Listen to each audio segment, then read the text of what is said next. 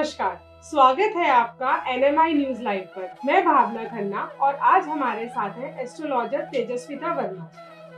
नमस्कार नमस्कार तेजस्विता जी। जी। आज हम जानेंगे जून 2025 की राशिफल। आइए जानते हैं मिथुन राशि के बारे में। मिथुन राशिफल, आपका जो लगन में जुपिटर बैठा है तो आप थोड़ा ज़्यादा स्मार्ट हैं और आपकी नॉलेज भी कुछ ज़्यादा है, बट आप उसकी अपनी नॉलेज को दूसरों पर ना डालें। मैं यही कहूँगी आपसे, नॉलेज होना और उसको यूज करना दोनों अलग अलग चीज़ें हैं। तो बेटर ये रहेगा, ये जो महीना है आपका थोड़ा ओवर कॉन्फिडेंस महीना है, तो आप अपने ज्ञान जो है सबको ना बांटें, उस ज्ञान को थोड़ा सा कम करें, जिससे आपको अपने रिश्तों में चलाने में थोड़ी दिक्कत आएगी, खानदान में भी प्रॉब्लम हो सकती है। परिवार के लोग आपको समझने की कोशिश नहीं करेंगे या आप परिवार के लोगों को समझने की कोशिश नहीं करेंगे, क्योंकि मिथुन राशि जो मरकरी की होती है और इस समय मरकरी की पोजीशन भी अच्छी नहीं है, वो 12वें घर में है। आपका मन घर में नहीं लगेगा, जिससे आप थोड़े चिड़चिड़े हो सकते हैं, जिससे चीज़ें उलझ सकती हैं।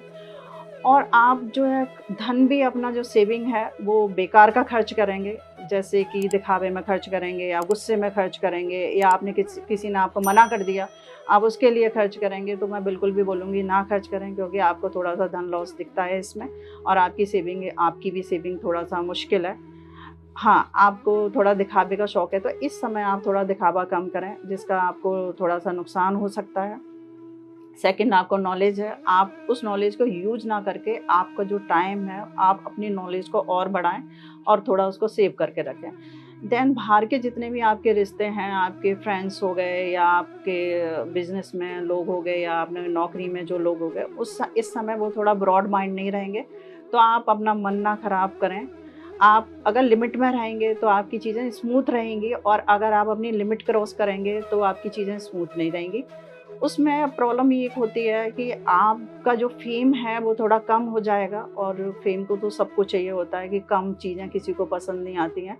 चीज़ें बढ़ती हुई सबको अच्छी लगती हैं, वह घटती हुई किसी को अच्छी नहीं लगती। तो मैं आपको यही कहूँगी कि आपको अपना फ़ेम को थोड़ा बचाना है, तो आपको अपना थोड़ा ज़ुबान पे कंट्रोल रखना पड़ेगा, और आप सोचते कुछ हैं और बोलते कुछ हैं, ये भी पॉसिबल है। तो मैं ये कहूँगी, पहले सोचो फिर बोलो। वैसे भी कहते हैं कि बुद्धिमान इंसान बोलने से पहले सोचता है, तो बेटर ये रहेगा कि आप पहले सोचें फिर बोलें, और अपने फ़ेम का थोड़ा-सा ख़्याल रखें, क्योंकि अगर आप आज फ़ेम बचाएँगे तो कल ज़्यादा सम्मान पाएँगे। इस समय अगर कम फ़ेम दिखे तो उस पे गौर ना करें।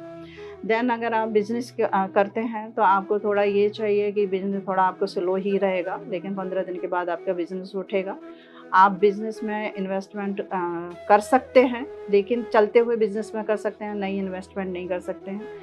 एक चीज़ और है, आप इस समय बहुत अच्छी और हाई प्लानिंग करेंगे, या आपके माइंड में जो बिज़नेस की प्लानिंग है, हो सकता है आप नया बिज़नेस भी करने की सोच रहे हों।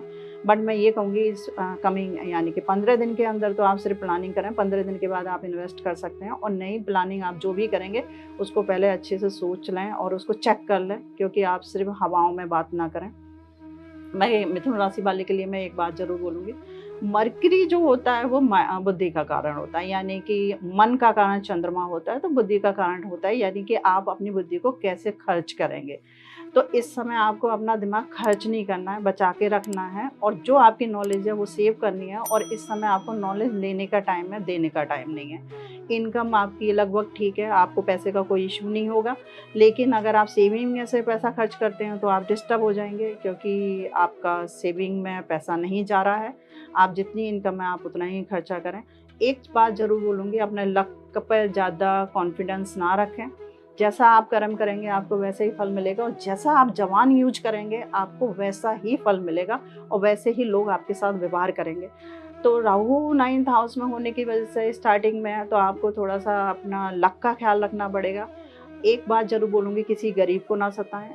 सर्वेंट जो होते हैं उनको टाइम से तनख्वाह दें। कोशिश ये करना है कि उनको सैलरी जो है शनिवार को दें। सेकंड, अगर आपसे कोई पैसा माँगता है और अगर आपको उनको पैसा देना है और नहीं देना अलग इश्यू है, पर आपको मना करने का तरीका बहुत सॉफ्ट होना चाहिए, जिससे कि आपका राहु खराब ना हो। क्योंकि राहु अगर खराब होता है तो जो लेबर क्लास होती है, या स्टाफ होता है, या हमसे जो छोटे जॉब करते हैं, जैसे मज़दूर टाइप का हो गया, या आप समझ सकते हो मैं क्या कहना चाह रही हूँ। उनके साथ आप, अगर वो आपको ₹1000 माँगते हैं, एग्ज़ाम्पल दे रही हूँ, तो आप ₹100 उनको ज़रूर दें। एकदम से उनके मुँह पे मना ना करें। इससे आपको एक बेनिफिट होगा, आपका लक थोड़ा अच्छा हो जाएगा और लक आपका फ्लेक्सिबल नहीं रहेगा। प्लानिंग ना करें, प्लानिंग करके छोड़ दें। अगर प्लानिंग सही नहीं चल रही तो आगे जाके वो ठीक हो जाएगी, बट अपने ख्वाहिश के पीछे भागे नहीं। कहते हैं ख्वाब देखना बुरा नहीं होता, बट ख्वाब के पीछे भागना बुरा होता है, उससे आपका समय खराब होगा। आप ख्वाब देके बेशक चाहे हवाई जहाज खरीदने का, बट आप उसको खरीदने के लिए भागे नहीं। आप ख्वाब जरूर देखें, पर आप एक नॉर्मल लाइफ को जिएं, वो बेटर रहेगा। और अगर हम बात करें प्रेम संबंधों के बारे में, प्रेम संबंध ठीक हैं, लेकिन प्रेम संबंध खराब होने की एक ही चीज़ है, ओवर कॉन्फिडेंस। कि आप उनका किसी के साथ प्रेम संबंध है, आप उसको समझाएंगे। जैसे मैंने बोला, कोई भी रिश्ता है, अगर आप उसमें अपने नॉलेज यूज करते हैं। एक चीज़ मैंने ज़रूर देखी है इस राशि के लिए, जैसे जैसे सिंगल जो जुपिटर अगर जब भी लगन में आता है, आप अपनी कमर्शियल लाइफ के लिए बहुत परफेक्ट है। आपको सब कुछ आता है। आपका बॉस क्या, अगर आप जॉब करते हैं आपका बॉस, अगर आप बिजनेस कर रहे हैं आपके पार्टनर, या आप जिसके साथ डील कर रहे हैं वो लोग, आप वहाँ परफेक्ट हो, लेकिन आप पार्टनर में फेल हो जाओगे।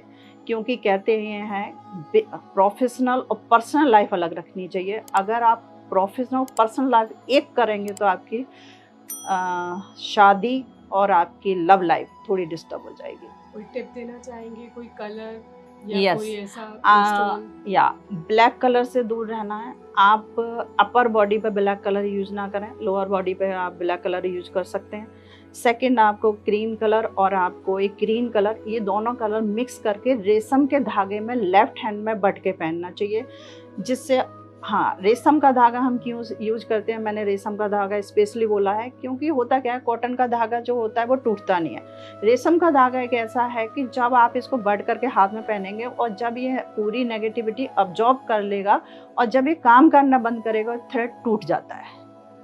और कई बार ऐसा होता है कि जैसे हम हाथ में कोई थ्रेड पहना रहे हैं और आप जो है वो टूट जाता है, तो लोग दोबारा पहन लेते हैं। तो मैं यही कहूँगी, कभी भी जो थ्रेड टूट जाता है, चाहे आपने 1 दिन पहना है, चाहे आपने 2 दिन पहना है, अगर वो थ्रेड टूट जाता है उसको दोबारा ना बांधे, नया धागा बांधे।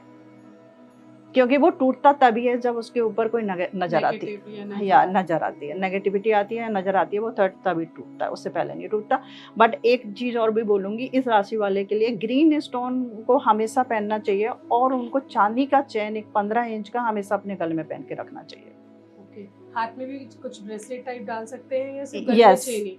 हाँ, नहीं, चेन पहन सकते हैं, हाथ में भी पहन सकते हैं। तो हाथ में मैंने बोला ना, थ्रेड ग्रीन कलर का और क्रीम, वाइट कलर भी चलेगा, क्रीम कलर भी चलेगा, उसको थोड़ा सा बट के थिक करके मोटा करके आप उसको पहन सकते हैं, उससे बेटर रहेगा। और उनको सारी ज़िंदगी ये यूज करना चाहिए। मैं कहती हूँ 40 डेज तो करना चाहिए। 1% थ्रेड टूटता है तो घबराएं नहीं और उसे यूज ना करें, वो नज़र लगने पे ही टूटेगा।